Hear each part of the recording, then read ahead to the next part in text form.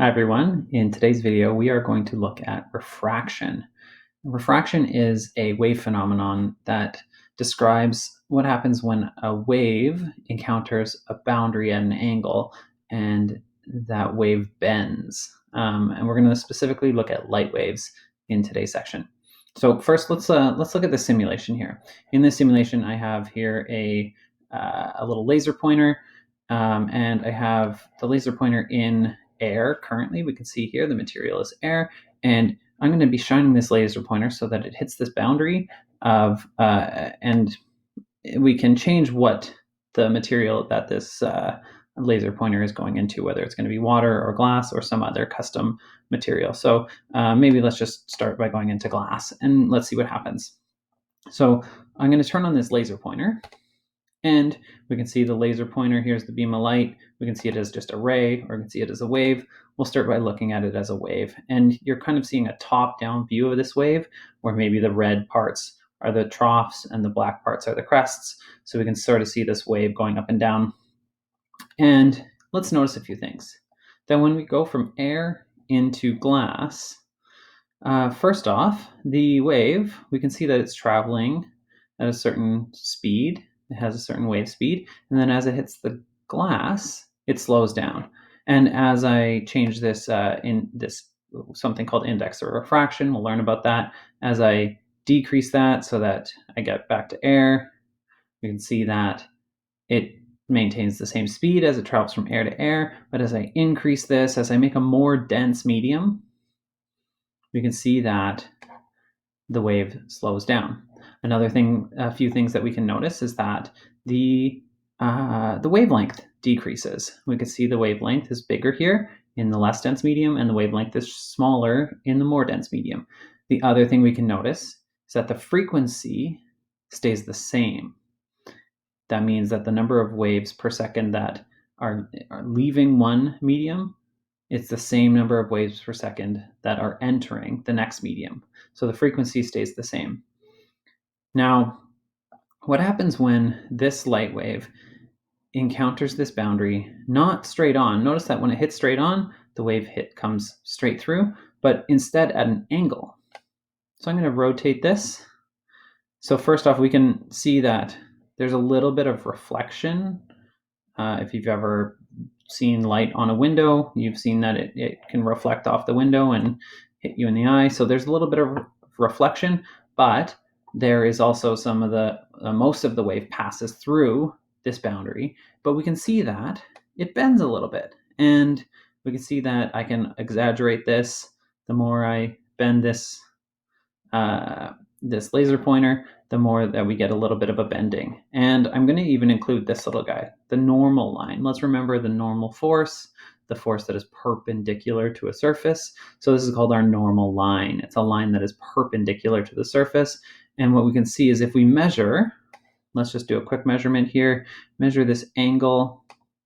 I'm going to turn this into a ray. It'll be a little easier to measure. We can see that we have a 30, let's go 30 degrees here. If we shine this ray at 30 degrees from the normal, that's where we're going to like to measure from, 30 degrees from the normal, it bends so that it is now only 18 degrees from the normal. So it has now been bent towards this normal line. Now, if we flip that situation around, let me move this, and I'm going to go from, let's say we're going to go from glass to air. And first, let's just look at our ray, see how we go from slower to faster. We have a shorter wavelength to a longer wavelength. The frequency stays the same. And this is when we're going from a more dense medium to a less dense medium. But when we go at an angle, notice that it bends away from the normal line. Okay, so those are a few things that we can notice. Let's go into the notes and see what we see there. So here it has, and we have it summarized. When a wave travels from a light medium to a dense medium, so a less dense medium to a more dense medium, the waves slow down, and vice versa. They speed up from a more dense to a less dense medium. the frequency of the waves remain the same, and the wavelength decreases. And this is actually a result of our wave equation. The wave speed is equal to the wavelength times the frequency. We can see if the frequency here remains constant and the wave speed decreases, the wavelength must decrease. And vice versa. If the wave speed increases, the wavelength must increase if that frequency is going to stay the same. And then if the light enters at an angle, the slowing down, if it's going to go from a less dense medium to a more dense medium, the slowing down will cause bending. Or if it's a more dense to a less dense medium, the speeding up will cause some bending, which we call refraction. We also saw that if they do not enter at an angle, if they come straight into that boundary, then they will not refract at all. They will not bend at all. Another way we can think about this, about why this might happen, or a real world analogy, is a lawnmower or a tractor. Imagining that right here we have a tractor that is moving on some cement, for instance, and it's going to move onto this grass patch. And it's coming in at an angle. So we can see that the top wheel here is going to hit the grass first. And when it hits the grass, it's going to slow down. And the wheel that's still on the cement is going to be still traveling at the faster rate. And so the entire tractor is going to bend towards this normal line here. And then once both wheels are on the grass, it's no longer going to bend. It's going to travel in a straight line. But once it leaves the grass, the top wheel here is going to leave the grass first and going to start traveling faster. And the tractor is going to turn. And then once both wheels are off the grass, it will be moving. They will be moving at the same speed, and it will no longer turn or bend. So going from a less dense medium to a more dense medium, it bends towards the normal line. And from a more dense medium to a less dense medium, it bends away from the normal line. So that's some rules that we need to remember. We can get that using some math, but it's good rules to remember just to double check if our answers are correctly. And let's remember that this normal line here, when I say the word normal line, this is perpendicular to the boundary between the mediums.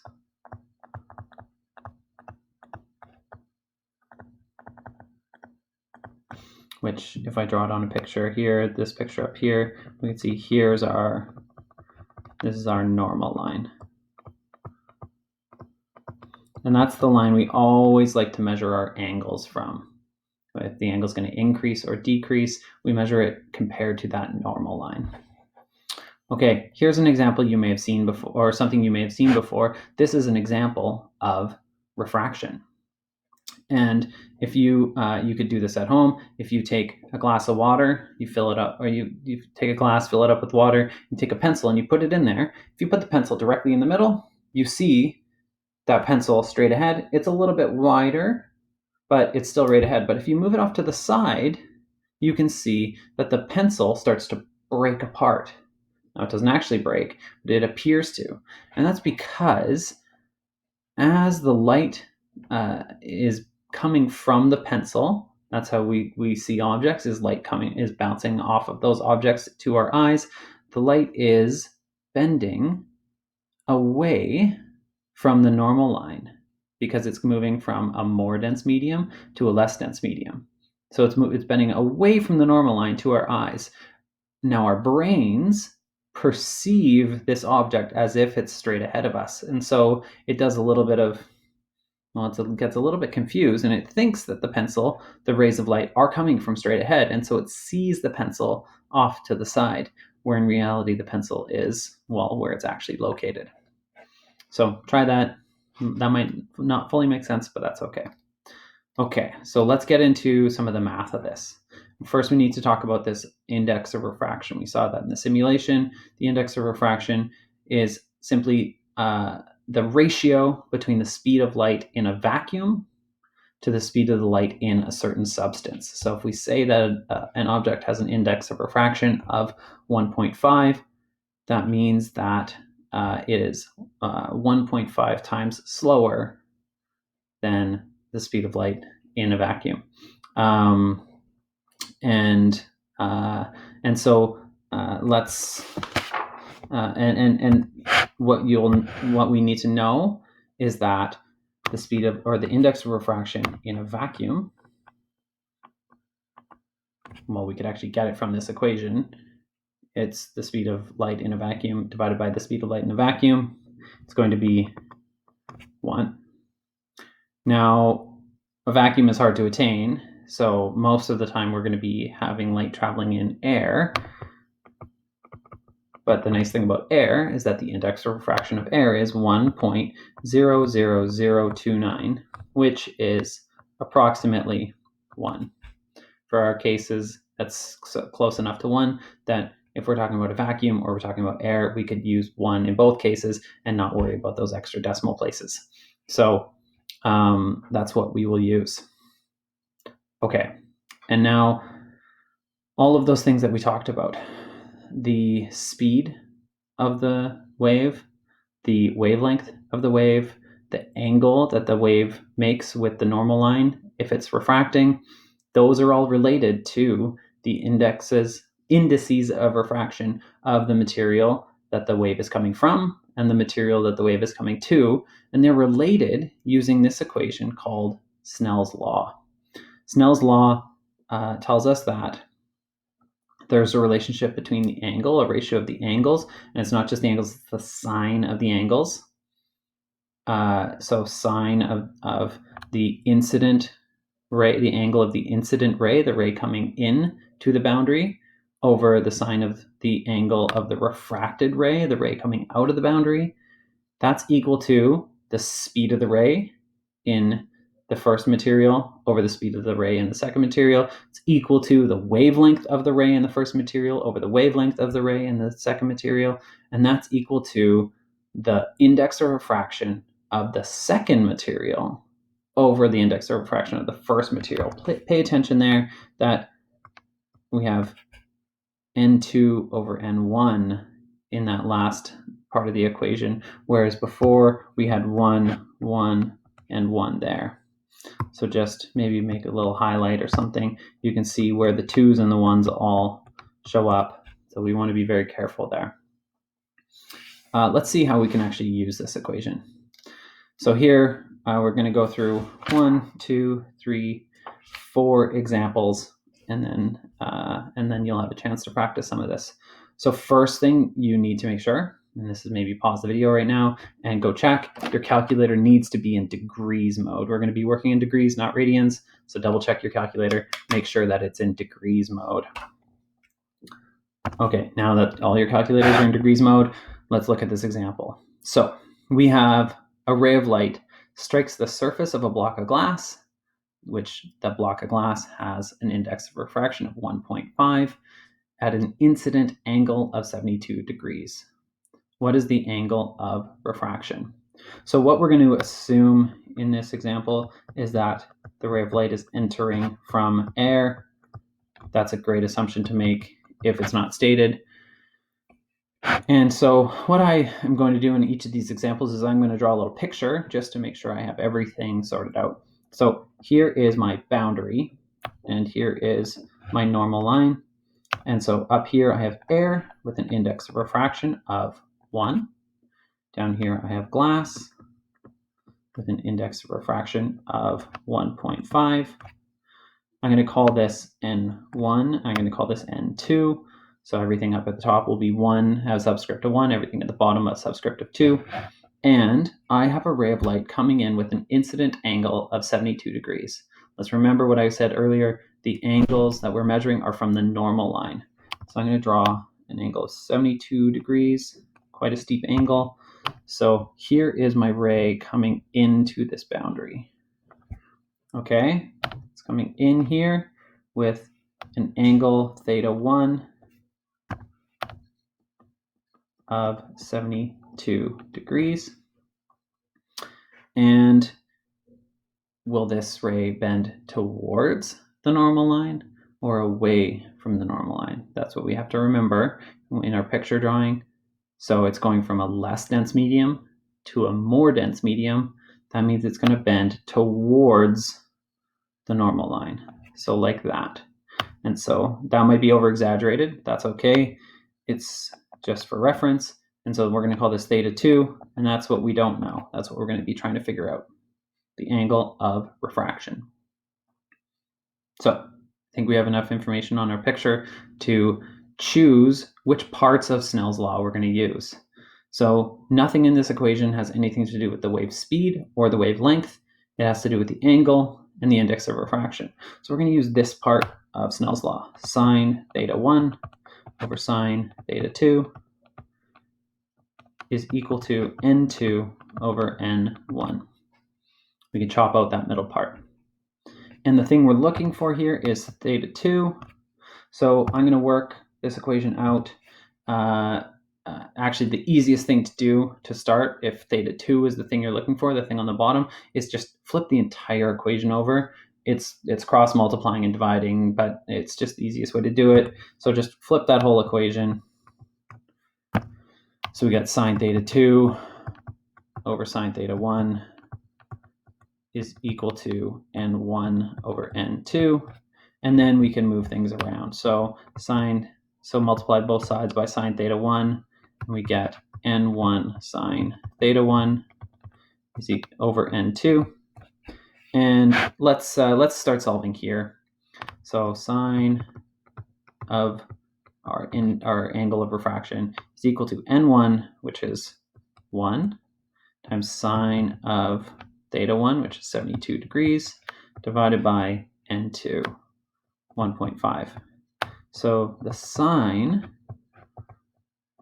of the angle we're looking for, 0.63, but that's not our angle, that's the sine of the angle. To find the angle, we need to do the sine inverse of 0.63, and we get that the the angle of refraction is 39.3 degrees, less than the angle of incidence, which is what we expected. Okay, if you want a tool to help you out to double check this, well, we could go to our simulation here and we can just double check.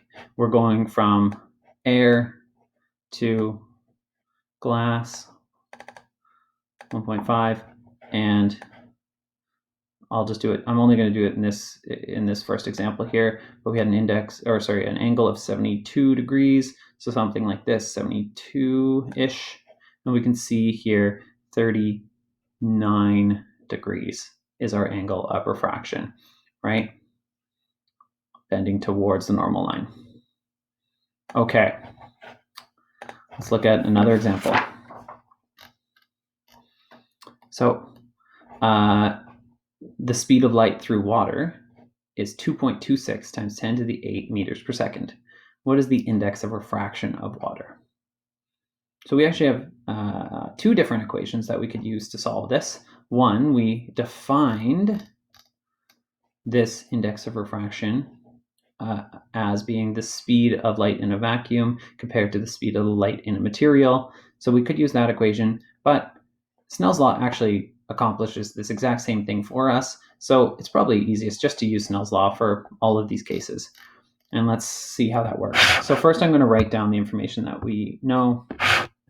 We are the speed of light through water, 2.26 times 10 to the 8 meters per second.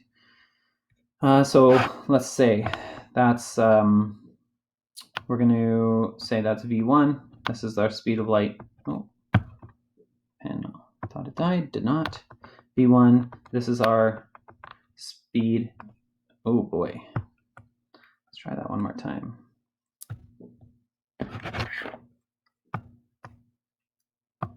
Okay. This is our speed through water. And this is 2.26 times 10 to the 8 meters per second. We also know we're going to have the speed in a vacuum. We could just as easily use speed in air because we're going to use, it's the same, 3.0 times 10 to the 8, or it's close enough. to be the same. We don't know the index of refraction of this material, but the index of refraction of of a vacuum is 1. So what we'll use is Snell's law, V1 over V2 is equal to N2 over N1. And we're looking here for N1. So I'm going to, as I did before, just flip this equation over. So the thing I'm looking for is on the top. So V2 over V1 is equal to N1 over N2. And then I can rearrange it so that the thing I'm looking for, N1, is equal to V2 N2 over V1. So 3.0 times 10 to the 8 times 1 divided by 2.26 times 10 to the 8. Notice the striking similarity of this to the equation where we defined the index of refraction. It was the speed of light over the speed of speed of light in a vacuum over the speed of light in a material. We have the same equation, except for now we have a 1 multiplied on top, that one not doing anything. So it is the same equation.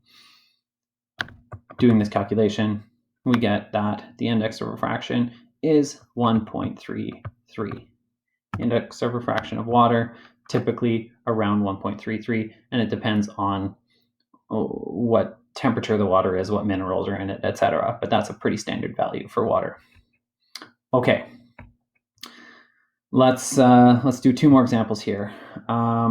A ray of light enters a piece of glass with an index of refraction of 1.42, and it refracts at an angle of 41.1 degrees. At what angle did the light enter the glass? Okay, so here is our boundary between air, and we'll call this N1, F1, and glass, index of refraction, N2 of 1.42. And we have the ray of light has refracted at an angle of, call this theta 2, of 41.1 degrees. And that means that when it came from air, because it's traveling into a more dense medium, it must have bent towards the normal line. And so we're going to have some angle here, theta 1, that should be more than 41.1 degrees. And we'll see if that's the result we get. So same equation as 2 examples ago, sine theta 1 over sine theta 2 is equal to N2 over N1. We don't have to flip it because theta 1 is on top. Here we have sine theta 1 is equal to N2 sine theta 2 over N1, which 1.42 times sine of 41.1 degrees divided by 1. So the sine of theta 1 is 0.933. And we've got to go one step further to find what is the actual angle. So the sine inverse of 0.933 gives us 69 degrees. So 69.0 degrees. Okay. And so that makes sense based on what we said. The light comes in from a bigger angle, refracts towards the normal line because it's going into a more dense medium. Perfect. Okay, last concept and is something called the critical angle. And the critical angle is the angle at which refraction stops happening and total internal reflection starts happening. So as we saw in the simulation here, there's some reflection happening, but most of the light is refracting, and it's moving through the boundary into the new material, and it's bending. If there's an angle, you actually see that there's still some reflection happening here, but And actually, as we get closer to 90 degrees, more reflection starts happening and less transmission or refraction is happening. But there's a point where it doesn't actually happen here. But there is a point when we travel from a more dense medium to a less dense medium where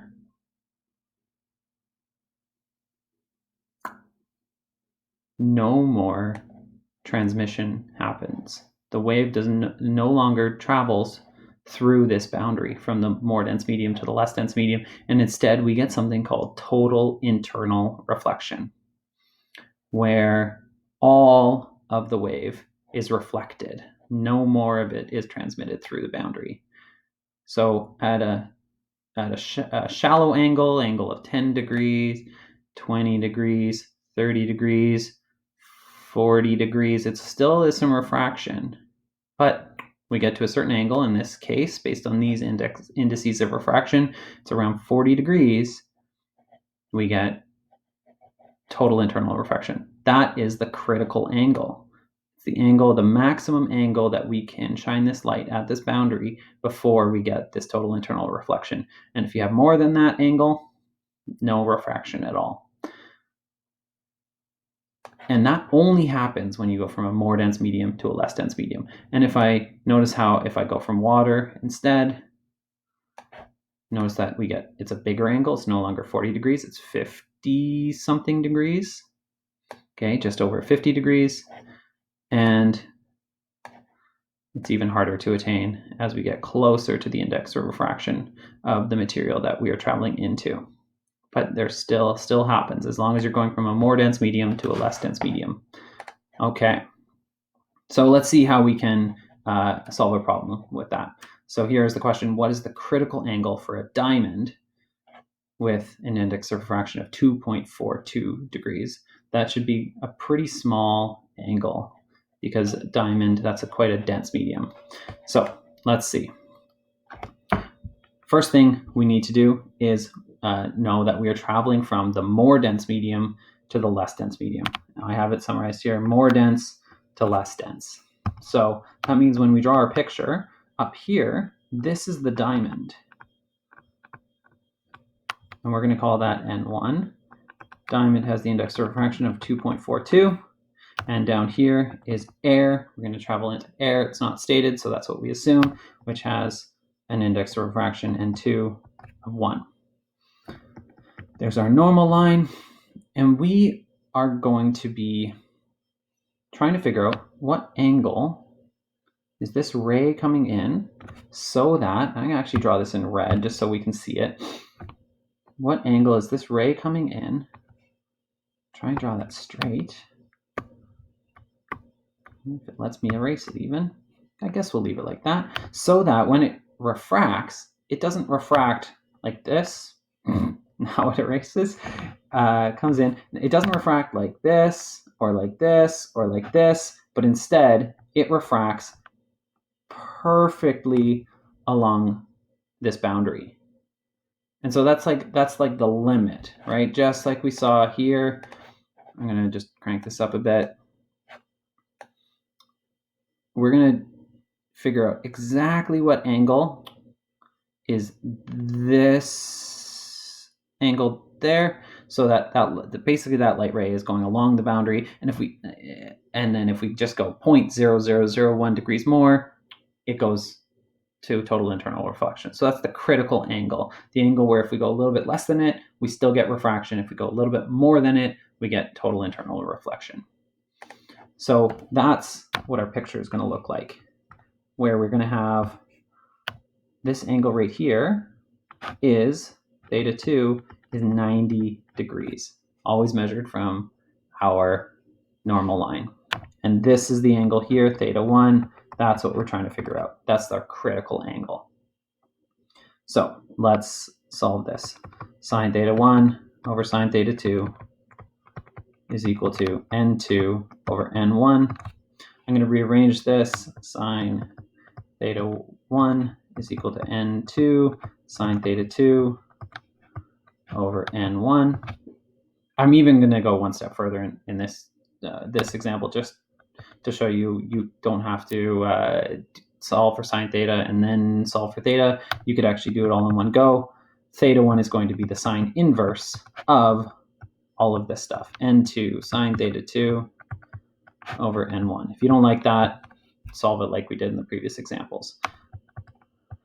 So the sine inverse of N2 is 1 times sine theta 2, sine of 90 degrees, over N1, which is 2.42. And so theta 1 is, well, just sine of 90 degrees. Sine of 90 degrees, do it in your calculator if you don't remember, it's 1. So really what we're doing is the sine inverse of N2 over N1. It actually has nothing to do, well, it has something to do with that angle, but it's just the ratio of the indices of refraction, the sine inverse of that ratio. Interesting. Doing that, we end up with 24.4 degrees. This is our critical angle. It is the biggest angle that we can have from the normal line where we would still have any sort of refraction. If we do 23 degrees, we have refraction. If we do 22 degrees, we have refraction. But if we do 24.5 degrees, total internal reflection. None of that wave will be transmitted from the diamond into air. And so that's actually a very useful thing. Diamonds have a very high index of refraction.